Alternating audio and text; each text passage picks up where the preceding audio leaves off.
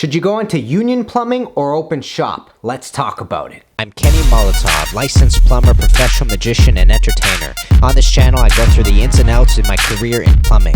I take you through a day in the life and we talk tools, theory, and mindset. I'm trying to give you an arsenal of knowledge and an online resource so you can take this trade head on and find yourself successful on the other end. Click subscribe, hit that bell notification, and let's talk pipes. Peeps, Kenny Molotov here at home, and I wanted to tackle a question that I've gotten in the past, which has to do with what kind of plumbing should you go into? Should you go the route of the unions or should you go into open shop? What's the differences? What are the similarities? What are the pros and cons? I'm going to try to tackle this entire subject, so this might be a bit of a longer video, but it's going to be really useful to you because I think a lot of things are going to be crucial about what you eventually decide. So let's start. So first things first, I want to talk about union plumbing. Here in Ontario, and it seems like in a lot of areas, union plumbing also translates into new construction plumbing. What is new construction plumbing? It means that you are on a job site and you are building a building from the bottom all the way to the top. You're essentially installing brand new pipes, brand new piping and venting and drainage systems, brand new potable water. Everything is brand spanking new. You don't typically work with old pipes. So right off the bat, you're gonna realize that it means that the work is a little bit cleaner in comparison to doing service work or open shop work. I know for some people that really can't handle or can't stomach the idea of dealing with dirty water or dirty pipes, this is gonna be a big plus for you. Another thing you have to know about unions is when you join a union and you start on a job site, you can be on that job site for a really long duration of time. It could be days, weeks, months, or even years. I have friends that are in the union that have been on job sites for literally a year. And there's some pluses to this. Here's what you have to consider. If you join a union, you don't actually have to buy tools because you show up to the job site and the tools are on the job site. As an individual working for a union, you don't have to buy materials. All the materials are actually transported to the job site, and all you have to do is go where the cast iron is being held, grab a piece of cast iron and put it where it says on the blueprint. And another great thing about working for the union, it's not so important for you to have a driver's license. All you really have to do is show up to the job site on time, and you could do that with public transport or somebody dropping you off, or you and another buddy working in the union can do this thing where, you know, you tag along and you carpool along essentially, and you have to provide the coffees or whatever, so there's some sort of exchange there. So that's one other plus to working for the union. Now, some really great pros to working for the union I find is I've had conversations with plumbers that do union work, and they actually get a lot of schooling in their union. Their union provides them with these additional courses or these additional certificates that they can get. Sometimes I meet plumbers that tell me they got their welding licenses because the union was teaching how to weld. Sometimes you hear plumbers that get their gas licenses because their unions are teaching gas courses, or they get their backflow prevention licenses because of that, etc. So the union really provides a lot of opportunity to expand inside the career, and they provide these courses in their union halls. So all you have to do is finish work, show up to the courses, take the course, try to certify, and if you do, perfect. If you don't, all you did was spend some time and learn something as well. A couple of other really great things about unions is that unions do a really good job in fighting for a wage for their workers. So in other words, they try to make sure that every single year their licensed journey persons are making a little bit more cash than they were making the year before.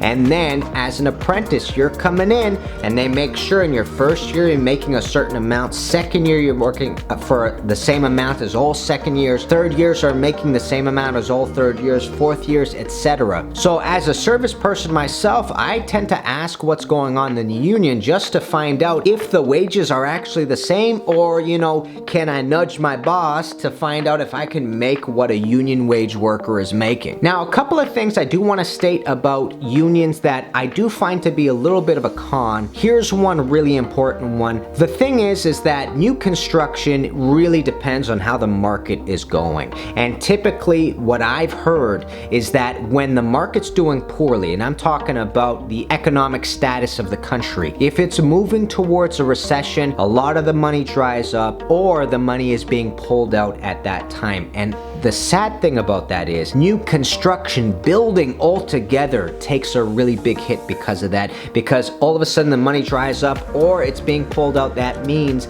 that these job sites stop dead still for a long duration of time until the market finally flips over and starts moving its way back upwards. My father's gone through a couple of recessions, and he was always telling me that when the recession would hit, a lot of union workers would show up to the service companies. So that's something to keep in mind, that there is that element that you require a lot of development for the union to be strong and steady. So the second thing that we should talk about in regards to unions is the rotation process that people go through. Here's something you have to keep in mind. When you start on a job site, eventually that job site will come to fruition, and what happens in some cases is that there isn't a spot for you on another job site right when this job finishes. So what happens at this point? Well, the first thing that happens is that you go immediately onto unemployment if that is a government program that you have in the area that you're living in. And at the same time, what ends up happening is you go onto a list which is being rotated, which means that there's a number of people that work for the union that are ahead of you, and there's a number of people that work for the union that are behind you on this list. And every single person in that exact order of the list is going to get a call and be sent out to a job site if they accept. But essentially, this is what happens. So you're going to have to rotate through that list, and finally you'll get called, but sometimes that might take a little bit of time. I have a buddy of mine that I'm very close with that works for the union, and I remember when we went to, I think it was intermediate plumbing, what he had to do was get taken off the list and be put into rotation. And after he finished school, it took a couple of months. I think it went 3, 4, 5 months, and he was finally put on another job site. The third thing that I want to talk about in regards to unions is something that I've heard of from other plumbers out there, which is a little bit of a concern for me, but I want to bring it up so you understand what's going on. I've heard that from time to time, some people get pigeonholed in the union. And what that means is, for some reason, somebody finds out that you're exceptionally gifted at something. Maybe it's installing bathtubs, and they go, you know, Kenny can install a bathtub in a half an hour or an hour and a half. And the rest of the people will go, really? Let's get Kenny on bathtubs from now until forever. And literally, you will be given bathtubs every single day because of how exceptionally gifted you are in this way. Sometimes it might not even have to do with gifts. Sometimes you just get stuck in a role. I've heard of plumbers being stuck in a role where they had to chisel out sleeves, and all they did for 1, 2, 3 years was chisel out sleeves. So the really concerning part is, in regards to being pigeonholed, is that you'll become good at whatever it is you're doing every single day. You'll do that same job, chiseling out sleeves, or you'll be installing bathtubs every single day. You'll do that same job every single day. But at some point, somewhere down the road, somebody, maybe it's a side job, somebody's gonna ask you, hey, do you wanna install a hot water tank? And you know the concept, but you at the same time are thinking to yourself, man, I've never installed a hot water tank before. I'm not sure if I'm gonna know how to do this. All of a sudden, you're thrust into a world where you really only know one fixture down pat. And this can be a little bit difficult in regards to growth.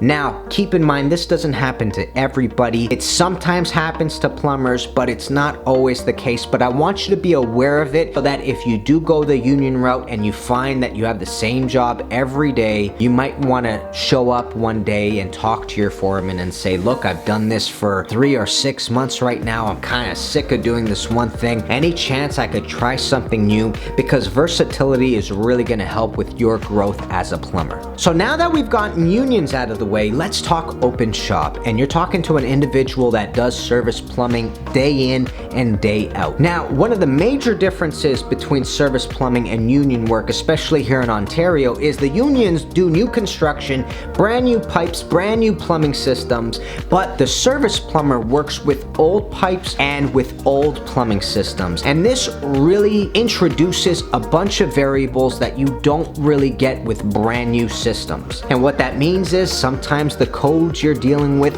are actually from a much older time. So sometimes I'll walk into a building, I'll break open a wall because there's something going on with the pipe. It doesn't have enough pressure in the cold water. I open it up and I see a galvanized potable water system. This is something that was taking place in the 40s, 50s, 60s, etc. But we don't have galvanized systems anymore for potable water here. But I have to know as a service plumber, how do I take these out? How do I introduce this now to the new systems like copper or maybe even PEX, etc.? And there is really a lot of versatility in regards to doing service work. So you're dealing with dirty water from time to time, you unclog toilets from time to time, and if this isn't something that bothers you, I mean, this is totally cool, but I know that there are individuals out there that really don't have the stomach for it, but service is going to do that to you. It's gonna put you in situations that you gotta switch off that part of your mind that is grossed out, and you gotta just put on those gloves and get to work as fast as possible. Now, the second thing about working open shop or service is that you are actually required, for the most part, I think most service companies would make it mandatory that you have a driver's license, because once you get good enough, that company is gonna wanna give you a truck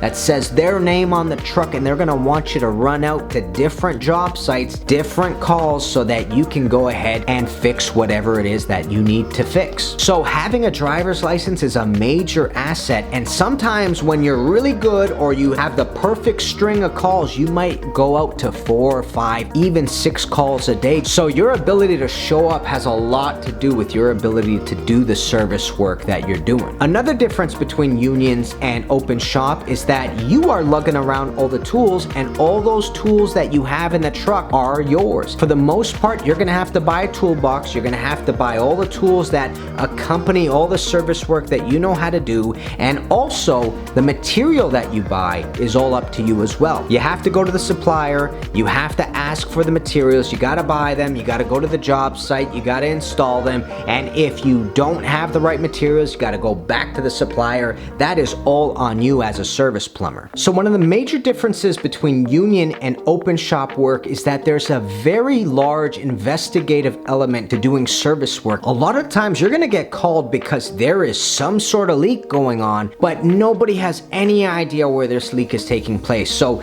you're gonna have to walk over to the master bath, you're gonna have to run the water, see if you can find any water coming from that. If not, you're gonna have to go down to the kitchen and see if it maybe is the dishwasher that's having an issue. You're gonna have to take out the skirt underneath, see if there's any drip there. You're gonna have to see if maybe the drain is backed up. I mean, there's gonna be a lot of troubleshooting at heart. And I think this is really where you find the differences between union workers and open shop workers, because the open shop worker really enjoys that process of troubleshooting and of investigating. And you don't get a lot of that, from what I understand, in the union route. In the union route, you have problem solve that happens with installations, of course, but you never have to deal with an old system that's creaky, that's been used for 30, 40 years, or where all of a sudden people are noticing a smell and you gotta track down where the seal is somehow compromised. So some of the most fun I've had on job sites was when Dad was really kind of showing me the ropes and reminding me of things like auxiliary stacks. I mean, if you notice water on the first floor in a high-rise building, what you have to remember is there's an express stack, but there's also an auxiliary stack, and that auxiliary stack picks up only the first few floors. And it's in those moments that you sit back and you really feel like a detective. And when everything starts coming together, it really becomes a lot of fun, because you really feel like you're jiving with the building itself.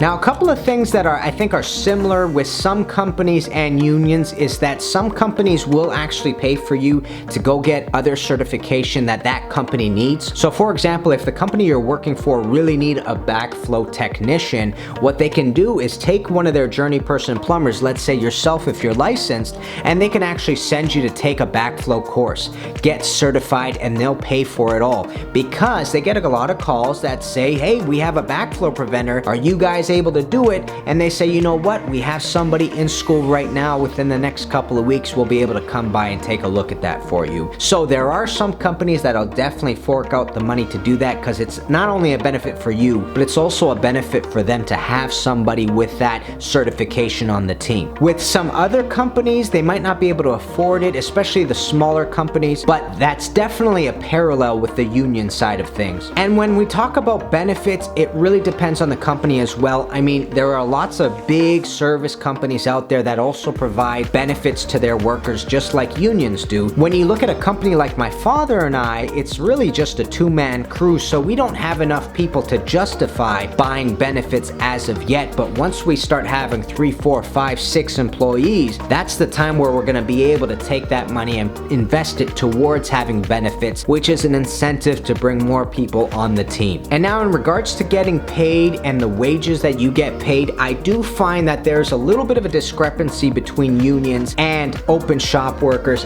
From what I've seen, and this is really just my anecdotal experience, I do think unions really do get paid a bit more than service plumbers, but it really depends on the company, and it really depends on your ability to negotiate with the company you're working with, basically. Now, a couple of things that are also different from unions is that when there is any form of recession, service work really still keeps going. It might get slower because fortunately, people really need their toilets to not be clogged. They really need their drains to not be clogged. They really need to make sure that their dishwashers are up to standard and are working correctly. So in regards to when a recession happens, my father has actually worked through a couple of recessions where he was seeing union workers show up and ask if they needed work, but my father was busy because people need to make sure that everyday plumbing are up to standard and are working correctly. One other thing I'd like to note though, I do find that there are ups and downs in regards to work, and what that means is there are moments in time where we're so busy we're thinking about hiring another person, and then there are times where we start thinking to ourselves, man, it's so quiet, did we upset all of our customers? Which is an interesting insecurity to have as a company. As a company, you kind of sit back and you go,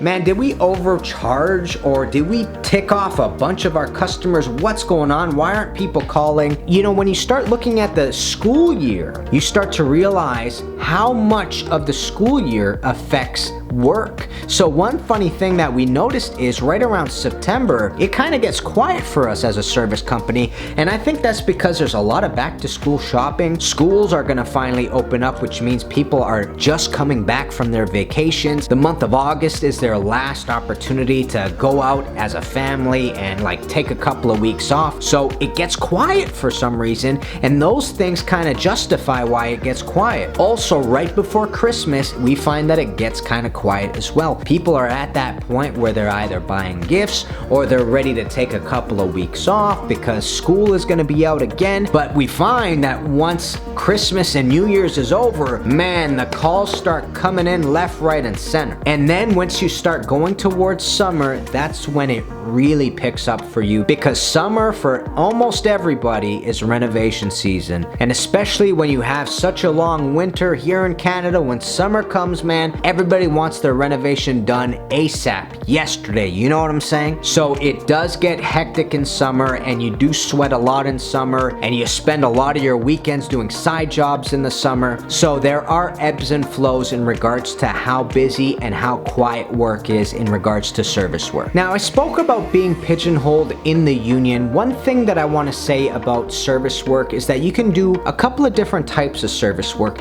You can just work for a drain company, for example, where all you do every single day is you either reinstall drains, or for the most part, you're unclogging drains, basically. And then if you don't want to go just the drain route, you could also go into an open shop situation where you're also installing vanities, or you're replacing new cast iron sections, etc., etc., etc. So your versatility as a plumber really comes down to the company you start working for and what that company does. Some companies only work with backflow preventers, for example. Some companies only install backflow preventers, or they install backwater valves, and that's what that company does. And then companies like my dad and I, we get our hands on whatever we can. We have a hard time saying no to work. So if somebody wants me to install a backwater valve, no problem. I'll install a backwater valve. If somebody's opening up a coffee shop and they need somebody to build it from the ground up, no problem. Dad and I will look at the numbers, we'll provide you a quote. If you're down, we're game. You know what I'm saying? If you need a new vanity, if you need a new water closet, if you need a new bathtub, we've done it all, and the versatility comes from that. So peeps, that's the difference between union plumbing and open shop work, and I really was trying to give you a feel of what you might be interested in, because keep in mind, they are the same skills manifested a little bit differently. What I want to say is that either route you take, there's lots of satisfaction in both types of work, and there are a lot of people that have done